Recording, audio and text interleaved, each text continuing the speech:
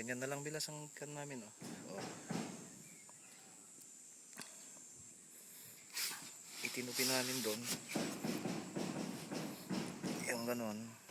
Tapos dito naman, naglagay na lang ako ng rivet. Ayan, oh. Para halimbawang may makapasok pa na dahon doon sa may gutter, pwede mong alisin yung kanya, parang lock na yan, oh.